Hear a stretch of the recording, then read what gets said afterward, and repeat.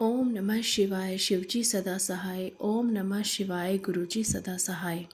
गुरुजी के चरणों में कोटि कोटि नमन। जय गुरुजी संगत जी। आज आप सुनेंगे दिव्य आभा अध्याय 9। मुझे मृत घोषित कर दिया था।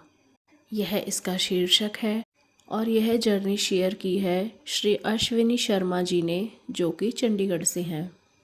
तो चलिए संगत जी शुरू करते हैं दिव्य आभा अध्याय 9, जिसका शीर्षक है मुझे मृत घोषित कर दिया था।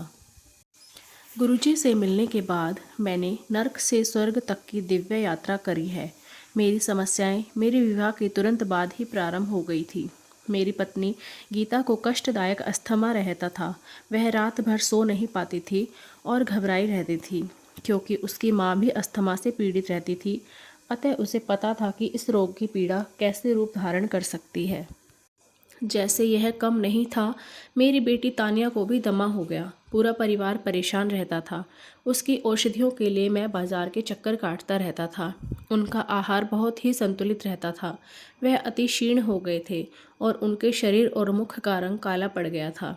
फिर इस दास को गुरुजी के दर्शन का सौभाग्य प्राप्त हुआ। केवल गुरुजी को ही हमारी नारकीय जीवन का ज्ञान था। वह असंभव को संभव कर सकते थे। इस प्रकार गुरुजी के मात्र कल्याण कर दित्ता कहने से गीता और तान्या दोनों स्वस्थ हो गए। किसी ने मेरे से पूछा कि किसी के कल्याण कर दित्ता कहने मात्र से कोई असाध्य रोग से कैसे मुक्ति प्राप्त कर सकता है। वास्तव में मनुष्य के लिए यह संभव नहीं है, पर गुरुजी तो स्वयं ईश्वर हैं और ईश्वर वह कर सकता है जो सामान्यतः सबके लिए संभव नहीं है। गुरुजी के आशीष सर्व फलदायी हैं। अपनी पत्नी और पुत्री के स्वस्थ होने के पश्चात मुझे लगा कि मैं स्वर्ग में हूँ। थोड़े दिनों बाद मुझे गुरुजी की सहायता की आवश्यकता पड़ी। 5 अगस्त 2004 की रात्रि को मेरी छाती में पीड़ा होने लगी।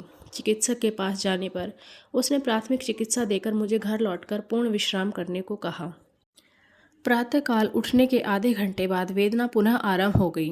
उसके साथ ही बाएं भुजा में भी पीड़ा थी। सब लक्षण हृदय रोग के थे।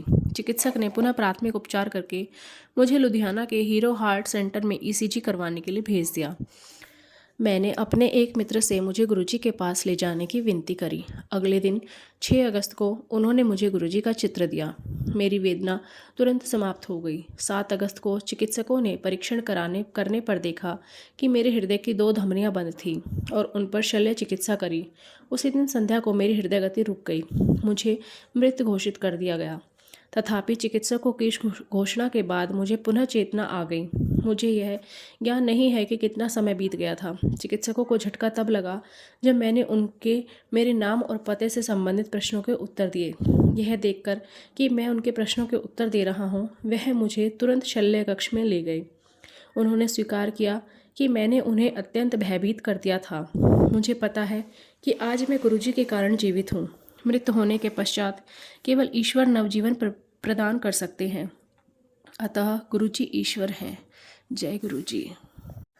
शीघ्र ही चिकित्सकों ने पूछा कि मैं चिकित्सालय में क्या कर रहा हूँ, क्या मुझे घर नहीं जाना। निश्चित ही मुझे जाने की उत्सुकता थी। संगत के 2 सदस्य और मित्र श्री नरेंद्र और उनकी पत्नी मुझे दिल्ली से मिलने आए।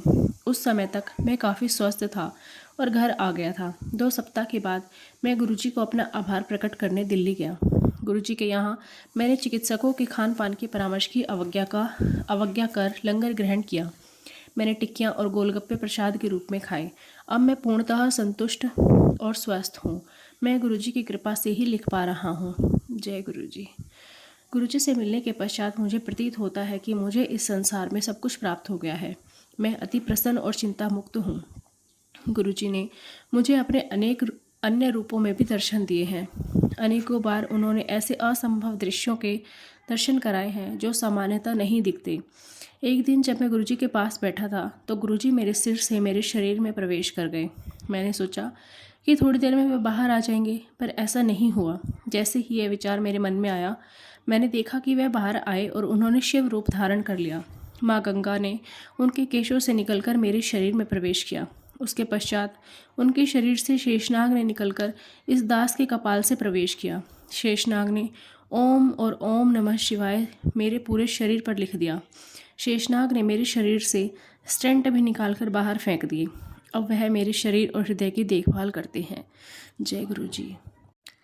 गुरुजी ने बताया कि शेषनाग सदा मेरे शरीर में रहेंगे। फिर उन्होंने एक चाकू निकालकर मेरा त्रिनेत्र बनाया और वहाँ पर बैठ गए। मेरे पैर काट कर नए पैर लगाए जिन पर ओम नमः शिवाय अंकित था और कहा कि यह वहीं जाएंगे जहाँ पर सब ठीक रहेगा।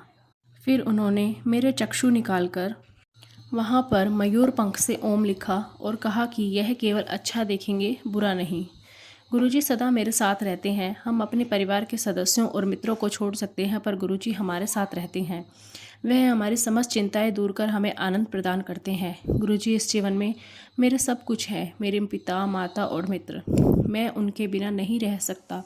मैं स्वयं अपने आप को, अपने बच्चों को उनके चरणों में समर्पित करता हूँ। मैंने जब भी चाहा है, गुरुजी ने मुझे शिव रूप में दर्शन दिए हैं और उनसे माँ गंगा ने मेरे सिर में प्रवेश किया है। जय गुरुजी। एक बार गुरुजी ने शिव रूप में मेरे ऊपर त्रिशूल फेंका, जिसने मेरे शरीर को भेद कर उसके सब ओर एक त्रिकोण बना दिया। गुरुजी ने कहा कि वह सदा मेरे साथ रहेगा। कुछ अंतराल बाद गुरुजी ने मेरा हृदय निकालकर एक नया हृदय दिया और कहा कि अब कभी कोई समस्या नहीं होगी। पिछले वर्ष 17 मई 2006 को मुझे स्वप्न आया कि 2 यमदूत श्वेत वस्त्रों में मेरे पास आए। वह कह रहे थे कि मेरा समय समाप्त हो गया है और साथ चलने के लिए कहा। तुरंत गुरुजी प्रकट हुए और उन्होंने यमदूतों को कहा कि मैं उनके साथ नहीं जा रहा हूँ। यमदूतों ने गुरुजी को कहा कि वह मुझे लेने आए हैं। गुरुजी ने उनको कहा कि यद्यपि मेरा समय समाप्त हो चुका है, मैं अभी पृथ्वीलोक पर और रहूँगा। उन्होंने उन्हें जाने के लिए कहा और वे चले गए मेरे बिना। जय गुरुजी। मैं उठा और समय देखा तो रात्रि के 1:45 बज रहे थे। मेरा हृदय पेंच की भांति कसा हुआ था। गुरुजी ने पुनः मेरी जीवन रक्षा करी थी और मैंने उनका धन्यवाद किया। उन्होंने मुझे बार बार जीवन प्रदान किया है। मेरी उनसे विनती है कि वह 100 जन्मों तक मुझे अपने कमल चरणों में स्थान दें और मैं उनकी अभिलाषा के अनुसार कार्यरत रहूं। मैं अपने आप को उन्हें सुपुर्द करता हूं। मुझे उनके साथ अपनी अनुभूतियों का अधिक ज्ञान नहीं है। जब भी मैं उनकी ओर देखता हूँ, मुझे आकाश से उनके दिव्य रूप पर गुलाब की पंखुड़ियाँ गिरती हुई दिखाई देती हैं। मैं उनकी दया से नर्क से स्वर्ग तक गया हूँ और प्रार्थना करता हूँ कि मैं उनकी आशा के अनुरूप कार्य करता रहूँ और किसी भी कारण से कभी भी विचलित ना हो। जय गुरु जी। ओम नमः शिवाय। शिवजी सदा सहाय। ओम नमः शिवाय। गुरुजी सदा सहाय। जय गुरु जी। शुक्राना गुरु जी, अनंतम शुक्राना मेरे मालिक।